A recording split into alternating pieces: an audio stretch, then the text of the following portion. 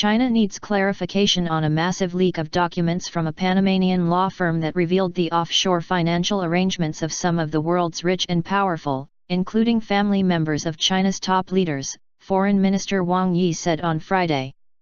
The Foreign Ministry has denounced accusations arising from the release of the so-called Panama Papers as groundless after their leak this week revealed offshore companies linked to the relatives of Chinese President Xi Jinping and other powerful current and former Chinese leaders.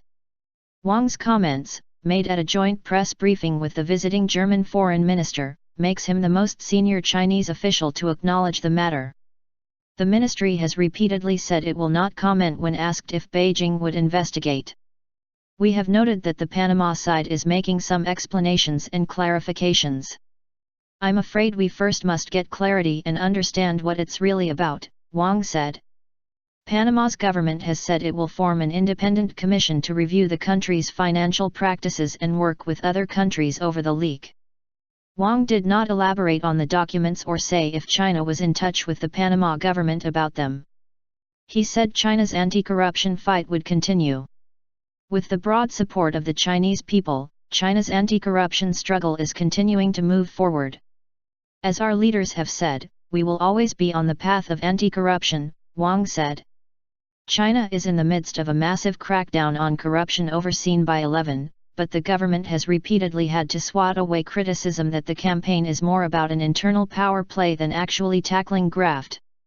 State media have largely avoided any reporting of the documents, which also revealed financial arrangements of prominent global figures, including friends of Russian President Vladimir Putin, relatives of the Prime Ministers of Britain and Pakistan, as well as Ukraine's president. Iceland fell into political crisis this week after the papers linked the then Prime Minister Sigmundur David Gunnlaugsson to an offshore company that held millions of dollars in debt from failed Icelandic banks. He stepped down on Tuesday. While holding money in offshore companies is not illegal, the International Consortium of Investigative Journalists, ICIJ, which has been reviewing the leaked documents along with dozens of other media organizations, said they could provide evidence of wealth hidden for tax evasion, money laundering, sanctions busting, drug deals or other crimes. Hu Dihua, the son of China's late reformist leader, Hu Yaobang, was the first Chinese relative named in the documents to say he had an offshore company, telling Hong Kong media that he had nothing to hide.